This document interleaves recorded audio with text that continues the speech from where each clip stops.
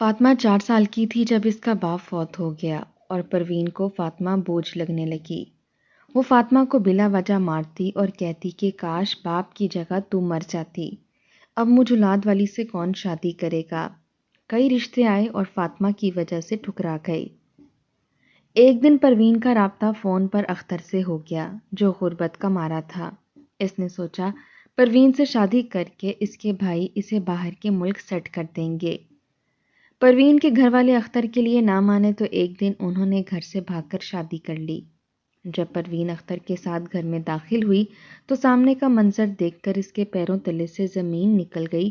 سامنے میدان میں صادق کی لاش کے سامنے بیٹھی پروین دھاڑے مار مار کر رو رہی تھی۔ شادی کو ابھی 6 سال کا عرصہ ہی تو ہوا تھا اور آج صادق چل بسا تھا۔ پروین سنبھلنے میں ہی نہ آ رہی تھی۔ ننھی فاطمہ ماں کو اس طرح بلکتا دیکھ کر بری طرح سے گھبرا گئی تھی۔ باپ سفید چادر اوڑھ کر چارپائی پر لیٹا تھا۔ اسے کچھ سمجھ ہی نہ آ رہی تھی کہ یہ سب کیا ہو رہا ہے۔ وہ لپک کر ماں کے ساتھ چمٹنے لگی۔ آئے ہائے دفعہ دور، پرے ہٹ مجھ سے، کل موہی کہیں کی۔ کھا گئی اپنے باپ کو، جس روز سے پیدا ہوئی ہے اسی روز سے نقصان پر نقصان کرتی چلی جا رہی ہے۔ تیری شکل ہی منحوس ہے۔ جب سے تو میری زندگی میں آئی ہے میری ہنستی کھیلتی زندگی برباد ہو کر رہ گئی ہے۔ دور ہٹ جا مجھ سے، میرے پاس نہ آنا۔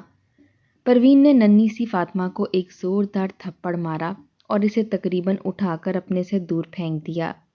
آس پاس موجود افراد ہکا بکا رہ گئے۔ پروین کی دونوں بھابیاں بھی پروین کی اس حرکت پر حیران رہ گئی تھیں۔ ننھی فاطمہ تو بری طرح سے سہم گئی تھی۔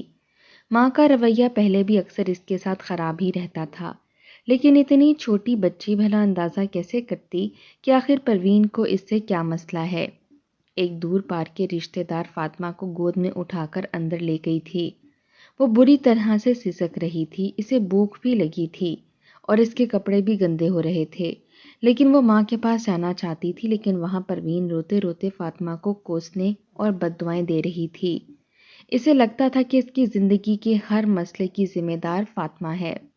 6 برس پہلے جب صدیق کے ساتھ اس کی رشتہ ہوا تو وہ خود کو ہواؤں میں اڑتا ہوا محسوس کرنے لگی۔ صادق امیر تھا اور اکلوتا بھی، ماں باپ عرصہ ہوا چل بسے تھے۔ پروین کو وہ اپنے گھر لے کر آیا تو پروین کو یوں لگا جیسے دنیا اس کے قدموں تلے آ گئی ہو، اور حقیقتاً ایسا بھی تھا۔ صادق اس کی کوئی بات بھی رد نہ کرتا، وہ منہ سے جو فرمائش نکالتی صادق اسے پورا کر دیتا۔ وہ حاملہ ہوئی تو صادق اسے ہتھیلی کے چھالے کی طرح رکھتا۔ پھل، فروٹ، دودھ، مچھلی، گوشت، کسی چیز کی کمی نہ آنے دیتا۔ پروین کو پورا یقین تھا کہ وہ ایک بیٹے کی ماں بنے گی اور بیٹے کو جنم دیتے ہی وہ صادق کے دل پر پوری طرح سے چھا جائے گی۔ لیکن جب ڈاکٹر نے ننھی سی گڑیا اس کے ہاتھ میں لا کر تھمائی تو پروین کا دل بری طرح سے بجھ گیا۔ وہ ہسپتال میں ہی تھی اور صادق کا کہیں اتا پتہ نہ تھا۔ صادق ایسا کرتا تو نہ تھا، پروین کو پریشانی سی ہونے لگی۔ بچی کو بھول کر وہ صادق کو فون ملانے لگی، جو دوسری جانب انتہائی پریشان تھا۔ میں ابھی ہسپتال آتا ہوں، میں بہت بری طرح سے پھنس گیا ہوں۔ تینوں دکانوں میں آگ لگ گئی ہے، سارا مال جل کر راکھ ہو گیا ہے، بہت بڑا نقصان ہو گیا ہے۔ صادق نے کہا تو پروین کو ایک زوردار جھٹکا لگا۔ چلتی ہوئی مارکیٹ میں صادق کی دکانیں ہی تو آمدنی کا واحد سہارا تھیں۔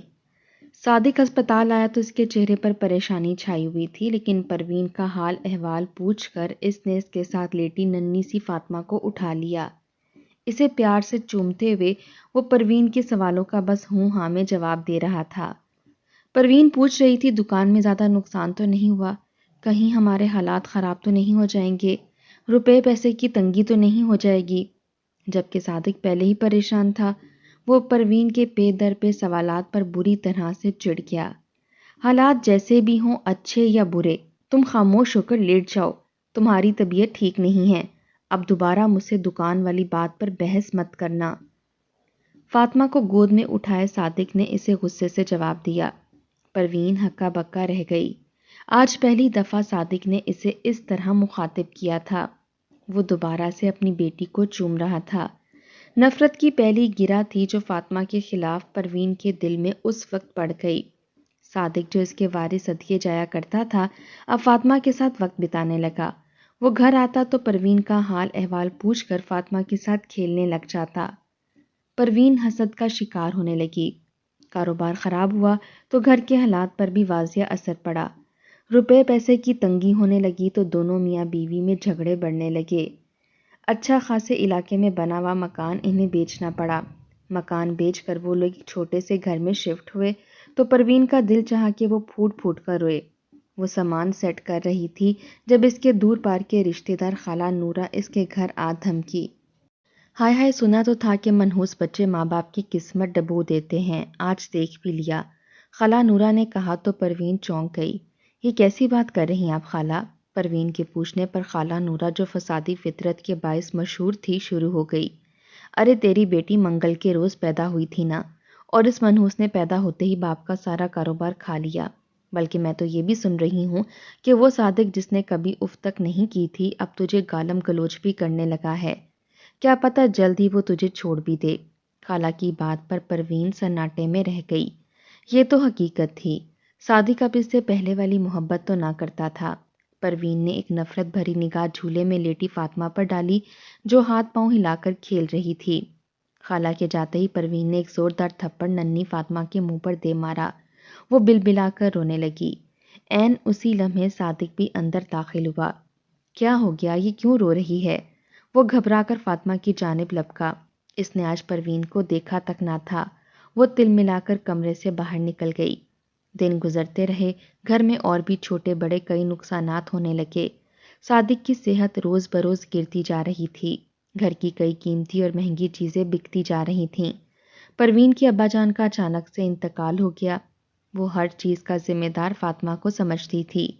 خالہ نورا کی باتیں اس کے ذہن میں چپک کر رہ گئیں، اور آج پورے 4 برس بعد صادق کا اچانک ایک حادثے میں انتقال ہو گیا تھا۔ پروین کو لگتا تھا کہ یہ سب کچھ بھی فاطمہ کی وجہ سے ہی ہے۔ پروین جوان اور خوبصورت تھی، عمر بھی صرف 25 سال تھی۔ شوہر کے جانے کے بعد وہ تنہا رہ گئی، اور اپنے گھر میں وہ اکیلی نہیں رہ سکتی تھی۔ اسی لیے پروین کی ماں اسے اپنے ساتھ گھر لے آئی۔ بھرا پڑا گھر تھا، 2 بھائی، ان کی بیویاں اور بچے، لیکن کسی نے بھی پروین کے آنے کا برا نہ منایا۔ ان دونوں بھائیوں کی آمدنی تو معمولی سی تھی، لیکن پروین کا ایک بھائی امریکہ میں سیٹل تھا۔ اس کے ہر مہینے بھیجی ہوئی بڑی رقم سے پروین کے میکے والے کافی خوشحال تھے۔ صادق کو مرے ہوئے 4 مہینے گزر چکے تھے۔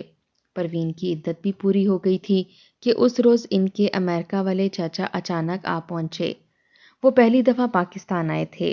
پروین کو دیکھتے ہی وہ چونکے۔ ارے اس بیٹی کی تو شادی ہو گئی تھی نا، یہ تمہارے گھر میں کیا کر رہی ہے؟ انہوں نے اماں سے پوچھا تو اماں نے آنسو بھری آنکھوں سے صادق کے مرنے کا قصہ انہیں بتا دیا۔ چاچا پروین کو بغور دیکھتے رہے، پھر ان کی آنکھوں میں چمک سی ابھر آئی۔ یہ بات کرنا مناسب تو نہیں، لیکن میرا بیٹا ہے منیر، بیرون ملک اس کا اپنا ایک سٹور ہے، اچھا کماتا ہے۔ اس نے کچھ عرصہ پہلے ایک انگریز لڑکی سے شادی کر لی تھی، لیکن چند مہینوں بعد ہی شادی ٹوٹ گئی۔ اب میں اس کی شادی کسی پاکستانی لڑکی سے کرنا چاہتا ہوں۔ اگر آپ برا نہ مانے تو مجھے پروین کا رشتہ دے دیں۔ چاچا کی بات سنتے ہی پروین کو یوں لگا جیسے اس کی لاٹری کھل گئی ہو۔ بیٹھے بیٹھے اس نے امریکہ جانے کے سپنے سجا لیے۔ چاچا کا لائف سٹائل بے حد اعلیٰ تھا، یقیناً وہ وہاں شاندار طریقے سے رہتے ہوں گے۔ اماں کو بھلا کیا اعتراض ہو سکتا تھا؟ وہ بھی خوشی خوشی شادی کے معاملات طے کرنے لگیں کہ اچانک ننھی فاطمہ دوڑتی ہوئی کمرے میں داخل ہوئی۔ امی امی، مجھے فیڈر میں دودھ ڈال دیں۔ اس نے ہاتھ میں ایک چھوٹا سا فیڈر پکڑ رکھا تھا، لیکن فاطمہ کو دیکھ کر چچا کی آنکھیں حیرت سے پھیل گئیں۔ یہ کیا، پروین کی تو بیٹی بھی ہے، اور اتنی بڑی ساری؟ انہوں نے کہا تو اماں شرمندہ سی ہونے لگیں۔ بڑی کہاں ہے، صرف 4 سال کی تو ہے، انہوں نے کہا، لیکن چچا واضح تذبذب کا شکار ہو گئے تھے۔ نہیں، میرا بیٹا کسی بچے والی عورت سے شادی نہیں کرنا چاہتا، اس کی ابھی عمر ہی کیا ہے۔ چچا معذرت کر کے اٹھ کھڑے ہوئے، جبکہ پروین کا دل چاہا وہ فاطمہ کا گلا گھونٹ کر اسے مارتے۔ وہ بہانے سے اسے کمرے سے باہر لے آئی اور باہر لا کر اسے روئی کی طرح دھنک دیا۔ ننھی فاطمہ روئے جا رہی تھی، مگر اسے پتا نہ تھا کہ ماں اسے کیوں بری طرح سے مار رہی ہے۔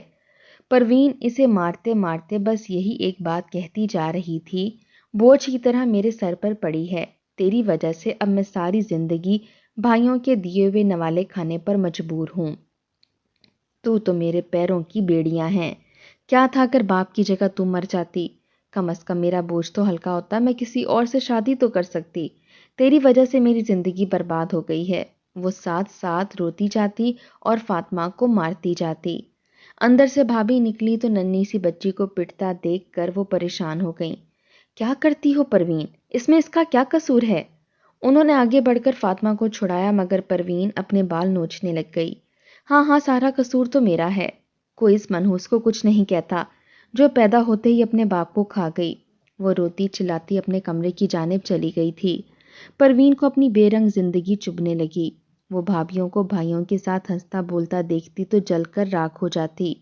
بھائی آتے وقت اپنی اپنی بیویوں کے لیے گجرے لاتے یا تحفے، اور بیویاں ان کے لیے سج سنور کر انتظار کرتی تو پروین خواہ فاطمہ کو مارنے پیٹنے لگ جاتی۔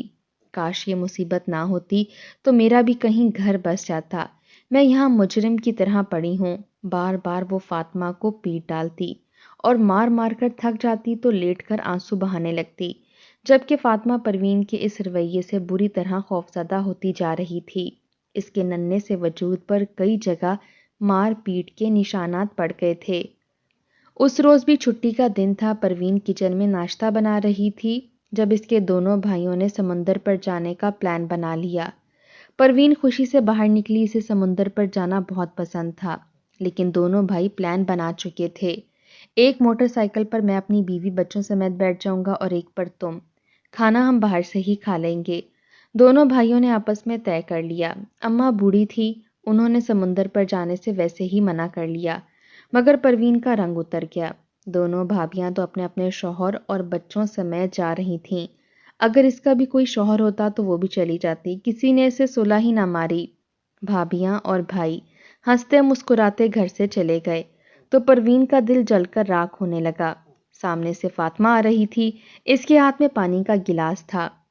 نفرت کی ماری پروین نے اس کے ہاتھ سے پانی کا گلاس چھین کر دور پھینک دیا اور اسے ایک زوردار تھپڑ لگا دیا۔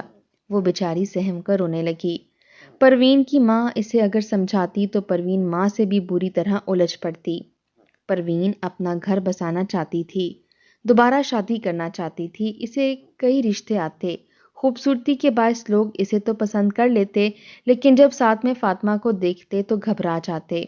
نہیں بھائی، پرائی بیٹی کی ذمہ داری کون لے؟ کل کو اسے بیانا پڑے گا، جہیز بھی دینا ہوگا، ہم سے اتنا نہیں ہوتا۔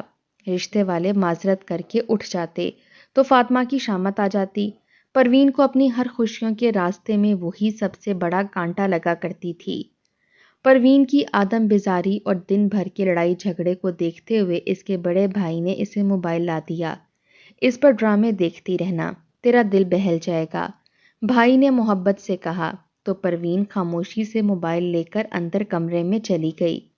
کچھ دن تو اس نے موبائل پر صرف ڈرامے ہی دیکھے، لیکن پھر اسے پتا چلا کہ اس موبائل سے تو وہ بہت کچھ کر سکتی تھی۔ اس پر وہ کسی سے بھی رابطہ کر سکتی تھی، کسی سے بھی بات کر سکتی تھی۔ اسے فیس بک استعمال کرنا آتی تھی۔ ایک جعلی نام کی آئی ڈی بنا کر وہ فیس بک استعمال کرنے لگی۔ اس کے دن رات اچھے گزرنے لگے۔ فاطمہ تو ویسے ہی ٹھوکروں پر پل رہی تھی۔ پروین فیس بک پر مختلف لڑکوں سے باتیں کرتی تو اس کے دل کو سکون ملتا۔ ایسا ہی ایک روز وہ رات کے 2 بجے موبائل ہاتھ میں لیے بیٹھی تھی جب اسے کسی کا میسج ملا۔ یہ ایک انجان لڑکے کی آئی ڈی تھی جس کا نام اختر تھا۔ اس نے پروین کو ہیلو کہا تھا۔ پروین کا دل دھڑک اٹھا۔ نہ چاہتے ہوئے بھی اس نے جوابی میسج بھیج دیا۔ اختر نے پھر 2-3 میسیجز کیے جن میں وہ اس کا حال احوال دریافت کر رہا تھا اور اس کے متعلق پوچھ رہا تھا۔ پروین بھی اس سے باتیں کرنے لگی۔ نہ چاہتے ہوئے بھی وہ اسے اپنے متعلق سب کچھ بتانے لگی۔ اختر گھاک اور چلاک لڑکا تھا۔ اس نے پروین کو بتایا کہ وہ تعلیم مکمل کرنے کے بعد فی الحال فارغ ہے اور نوکری ڈھونڈ رہا ہے، لیکن در حقیقت اس نے تعلیم حاصل ہی نہ کی تھی، مگر پروین یہ سب نہیں جانتی تھی۔ پروین تو اس کی چکنی چپڑی باتوں سے شدید متاثر ہونے لگی۔ اس نے پہلی گفتگو میں ہی پروین سے اس کی تصویر مانگ لی۔ پروین کو اپنی خوبصورتی پر بے حد بھروسہ تھا اور اختر اسے اچھا بھی لگا تھا۔ کانپتے ہاتھوں سے اس نے اپنی ایک تصویر اختر کو بھیج دی۔ اختر کو تصویر بہت اچھی لگی، لیکن اس کا دھیان تو کہیں اور تھا۔ پروین نے باتوں ہی باتوں میں سے بتایا تھا کہ اس کا ایک بھائی بیرون ملک میں رہتا ہے، جس کے بھیجے ہوئے پیسوں پر اس کا سارا گھر چلتا ہے، ورنہ یہاں والے بھائی تو معمولی نوکریاں کرتے ہیں۔ اختر کے ذہن نے چالاکی سے سازش بننا شروع کر دی تھی۔ لڑکی حسین تھی، دکھوں کی ماری ہوئی تھی اور دوسری شادی کرنے کے لیے بےتاب بھی تھی۔ ایسے میں اگر وہ اس کے بھائیوں کے سامنے شرط رکھ دیتا کہ شادی کے بدلے وہ اسے بیرون ملک سیٹل کروا دے تو اس میں کوئی برائی بھی نہ تھی۔ یقیناً وہ اپنی ایک بیوہ بہن کی شادی کے لیے کچھ بھی کر سکتے تھے۔ اختر نے اپنی باتوں میں مزید مٹھاس شامل کر لی۔ پروین تو ایک نوجوان لڑکے کو خود پر لٹو ہوتے دیکھ کر خوشی سے بے قابو ہوئے جا رہی تھی۔ اسے یقین ہو رہا تھا کہ اس کی بے رنگ زندگی بھی رنگین ہو جائے گی۔ اختر نے چند روز کی گفتگو کے بعد ہی اس سے گھر کا پتہ معلوم کر لیا۔ خوش قسمتی سے وہ اسی کے شہر میں رہتا تھا۔ ماں باپ تو کوئی تھے نہیں، لیکن اس نے اپنی ایک بڑی بہن کو پروین کے گھر بھیجنے کا وعدہ کر لیا۔ پروین بے تابی سے اس کے رشتے کا انتظار کرنے لگی۔ اب وہ دونوں روز ہی آپس میں باتیں کیا کرتے۔ 2 مہینے تک اختر پروین کے متعلق سب کچھ اگلوا چکا تھا۔ اسے یہ بھی پتا تھا کہ ماں باپ کا دیا ہوا بہت سا سونا اس کے پاس موجود ہے۔ وہ اس کے لیے بری اسامی ہرگز نہ تھی۔ اسی لیے اس نے ایک دن اپنی بہن کو ساتھ لیا اور پروین کا رشتہ لے کر ان کے گھر آ دھمکا۔ وہ چھٹی کا روز تھا اور پروین کی دونوں بھائی گھر میں ہی موجود تھے۔ پروین کو اختر کی آمد کا پتہ تھا، اس لیے وہ خوب سج سنور کر تیار ہو گئی تھی۔ اسے اس طرح نیا جوڑا اور میک اپ میں دیکھ کر بھابیاں تھوڑی حیران تو ہوئیں، مگر کسی نے اسے چھیڑنا مناسب نہ سمجھا۔ 3 بجے کے قریب دروازے پر دستک ہوئی تو پروین کے بڑے بھائی نے دروازہ کھولا۔ سامنے ہی اختر کھڑا تھا۔ وہ اپنی تصویر کے برعکس کافی مختلف تھا۔ چہرے پر چاپلوسانہ مسکراہٹ تھی۔ اس کے ساتھ ایک پختہ عمر کی عورت تھی جس کے چہرے پر بگڑے ہوئے سے تاثرات تھے۔ مارے باندھے سلام کر کے وہ اندر آ کر بیٹھ گئی۔ وہ جی، ہم پروین کا رشتہ لے کر آئے ہیں۔ ان دونوں نے آپس میں فون پر رابطہ کیا ہے اور پروین کو میرا بھائی کچھ زیادہ ہی پسند آ گیا ہے۔ وہ تو ہاتھ دھو کر اس کے پیچھے پڑ گئی ہے، اختر کی بہن نے لگی لپٹی رکھے بغیر کہا، جبکہ پروین کے بھائیوں کا رنگ سرخ پڑ گیا تھا۔ یہ آپ کس طرح کی باتیں کر رہی ہیں؟ ہمارے گھر میں بیٹھ کر ہماری بہن کی ذات پر کیچڑ اچھال رہی ہیں؟ یہ کیا طریقہ ہے رشتہ مانگنے کا؟ پروین کے بڑے بھائی کو سخت غصہ آ گیا تھا۔ اختر کی بہن بھی زبان دراز عورت تھی، وہ بھی ایک ہی 2 جواب دینے لگی۔ اختر تھوڑا گھبرا سا گیا تھا۔ اس نے ادھر ادھر دیکھا۔ دروازے کے باہر پروین کھڑی تھی اور اندر ہونے والی گفتگو سن رہی تھی۔ یکدم اختر نے اسے آواز دی، ارے پروین، وہاں کیوں کھڑی ہو؟ اندر آ کر اپنے بھائی کو بتاؤ نا کہ تم مجھ سے باتیں کرتی ہو اور تمہیں میں پسند ہوں۔ ہم دونوں ہی شادی کرنا چاہتے ہیں۔ اختر کی بات پر پروین کے دونوں بھائیوں نے مڑ کر دیکھا، جبکہ پروین شرمندہ صورت لیے اندر آ رہی تھی۔ اس کے چہرے سے ہی صاف پتہ چل رہا تھا کہ اختر جو کچھ کہہ رہا ہے وہ ٹھیک ہے، لیکن پروین کا بڑا بھائی سخت غصے میں آ چکا تھا۔ اس لڑکے کی شکل سے لگ رہا ہے کہ نہ تو یہ کچھ کماتا ہے اور نہ ہی اس میں کوئی اچھائی ہے، نہ اس کے پاس گھر بار کا پتہ ہے، نہ ذات اور نسل کا۔ ایسے کیسے میں اپنی بہن کو اٹھا کر دے دوں؟ اور جو باتیں یہ لوگ آ کر رہے ہیں، صاف دکھ رہا ہے کہ پروین پر احسان کر کے اسے بیاہ کر لے جانا چاہتے ہیں۔ پروین کے بڑے بھائی نے کہا تو اختر کی بڑی بہن بھی اٹھ کھڑی ہوئی۔ ارے ہمیں بھی کوئی شوق نہیں ہے تمہاری بوڑھی ہوتی ہوئی بہن کو بیانے کا۔ اپنی بہن کو کہو نا کہ زیادہ دوسرے لڑکوں پر ڈورے نہ ڈالا کرے، سنبھال کر رکھو اسے۔ اپنی بہن بیٹیاں قابو ہوتی نہیں اور دوسروں پر الزام لگاتے ہیں۔ وہ بڑبڑاتے ہوئے باہر نکل گئی تھی۔ اختر بھی پریشان سا ہوتا ہوا اس کے پیچھے لپکا۔ وہ واقعی پروین سے شادی کرنا چاہتا تھا، جبکہ پروین دھواں دھواں چہرے کے ساتھ وہیں کھڑی تھی۔ اس کے دونوں بھائی اسے کچھ کہتے، لیکن ماں نے انہیں آنکھیں دکھا کر وہاں سے جانے پر مجبور کر دیا۔ پروین دھواں دھار آنسو بہاتے ہوئے اپنے کمرے میں چلی گئی۔ اس نے اس بات کے غصے میں بھی معصوم فاطمہ کو پیٹ ڈالا۔ ننھی بچی روتی بلکتی نانی کے پاس آ گئی، جو خود اب اس کے وجود سے پریشان ہونے لگی تھی اور پروین کو منع کرتی تھی کہ بچی کی آہ تجھے لگے گی، مت مارا کر بچی کو۔ پوری رات شدید سردی میں فاطمہ باہر سین میں ٹھٹرتی رہی، جبکہ اندر پروین آنسو بہاتے ہوئے اختر سے بات کرتی رہی۔ ان دونوں نے فیصلہ کر لیا تھا کہ اگر رشتے کے لیے گھر والے نہیں مانتے تو وہ بھاگ کر شادی کر لیں گے۔ اختر بار بار اس بات کو یقینی بنا رہا تھا کہ پروین کے پاس سونا اور پیسے موجود ہیں۔ رات جس وقت اختر سے اس کی بات چیت ختم ہوئی، پروین اپنے آنسو صاف کرتے ہوئے اٹھ کھڑی ہوئی۔ اس نے الماری میں سے اپنا سارا زیور نکال کر دیکھا، وہ کئی تولے سونا تھا۔ پروین کو تو صرف اپنا گھر بسانے کی پڑی تھی۔ وہ دبے قدموں کمرے سے باہر نکلی۔ ماں کا کمرہ سامنے ہی تھا، اس کا دروازہ کھلا تھا۔ کمرے کے باہر فاطمہ دیوار سے ٹیک لگائے سو چکی تھی۔ اس کے آنسو چہرے پر جمے ہوئے تھے۔ پروین نے ایک نفرت بھری نگاہ اس پر ڈالی اور ماں کے کمرے میں داخل ہو گئی۔ دھیرے سے اس کی الماری کھولتے ہوئے پروین نے دیکھا اندر اچھا خاصا سونا پڑا ہوا تھا۔ اماں اس عمر میں سونے کو رکھ کر کیا کریں گی؟ یہ بھی میں ہی لے لیتی ہوں، میرے کام آ جائے گا۔ پروین نے آرام سے وہ سارے زیورات اٹھا کر اپنے پاس موجود تھیلے میں ڈال لیے۔ واپس اپنے کمرے میں آ کر وہ ساری چیزوں کو ایک جگہ رکھ کر اطمینان سے بیٹھ گئی۔ اس نے اور اختر نے گھر سے بھاگنے کا پکا پلان بنا لیا تھا۔ اسے بس کل رات کا انتظار تھا۔ اگلا پورا دن وہ شدید بے چین رہی۔ بات بات پر وہ فاطمہ کو روئی کی طرح دھنک کر رکھ دیتی۔ وہ بیچاری تو اس کی شکل دیکھ کر بھی ڈرنے لگی تھی۔ رات ہوئی تو فاطمہ نے اپنا بیگ تیار کر کے الماری کے نیچے والے خانے میں چھپا دیا۔ سردی کی راتیں تھیں، سب لوگ وقت سے ہی اپنے اپنے کمروں میں چلے گئے۔ فاطمہ کی طبیعت کچھ خراب تھی، اسے شدید بخار تھا۔ چھوٹی سی بچی کو بخار میں ماں کی طلب ہو رہی تھی۔ نانی سے اپنے کمرے میں لے تو گئی، لیکن تھوڑی ہی دیر کے بعد وہ اٹھ کر روتی ہوئی پروین کے پاس آ گئی۔ امی امی، میرے سر میں بہت درد ہو رہا ہے، مجھے اپنے پاس بلا لو، اس نے روتے ہوئے کہا۔ لیکن پروین کا حلق تک اسے دیکھ کر کڑوا ہو گیا۔ وہ تو اپنی چادر اوڑھ کر نکلنے کے لیے تیار ہو رہی تھی۔ فاطمہ کو دیکھ کر اسے اپنا سارا پلان غارت ہوتا ہوا محسوس ہوا۔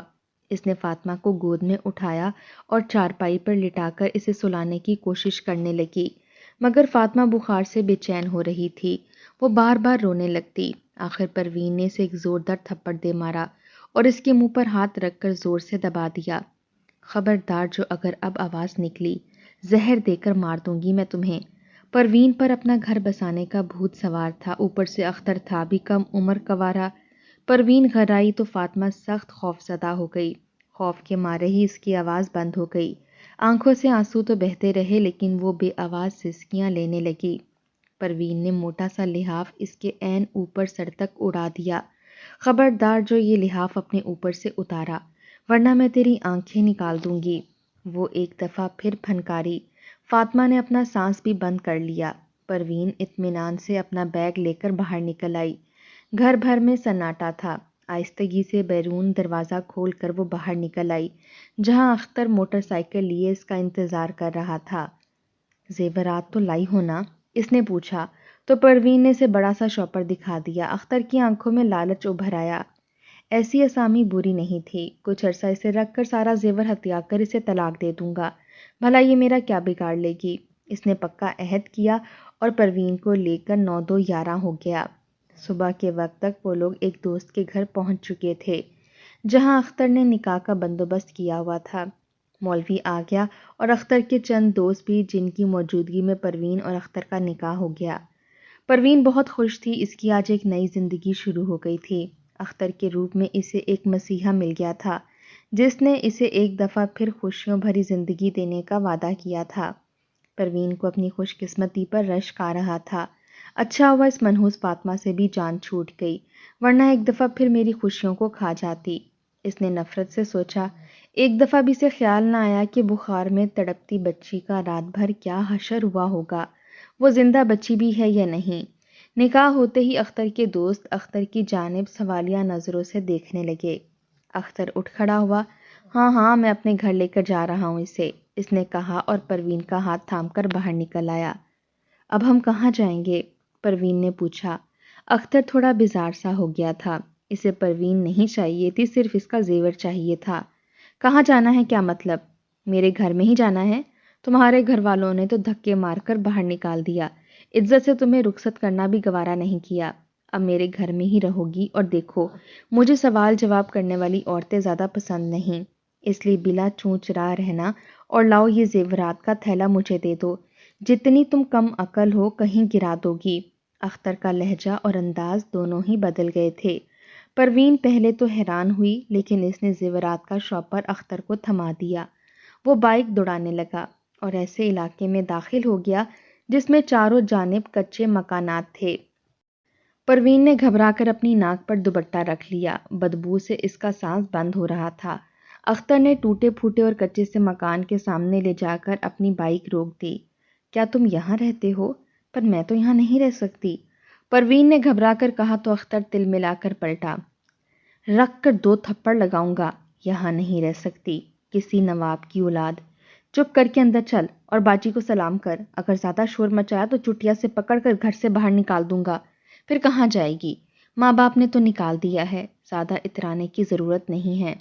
شاپر کو اپنے قبضے میں کرتا ہوا اختر کھلے دروازے سے اندر داخل ہو گیا، جبکہ پروین تو ہکا بکا کھڑی تھی۔ نہ چاہتے ہوئے بھی وہ ٹوٹے کچے مکان میں داخل ہوئی۔ اس کا دل چاہا کہ وہ یہیں سے بھاگ جائے۔ پورے گھر میں اختر کی بہن کے ننگ دھڑنگے بچے گھوم رہے تھے۔ صحن میں جا بجا پانی کھڑا ہوا تھا۔ سامنے 2 ٹوٹے پھوٹے سے کمرے نظر آ رہے تھے جن میں اختر جا کر بیٹھ چکا تھا۔ پروین کو اپنا انجام صاف نظر آ رہا تھا۔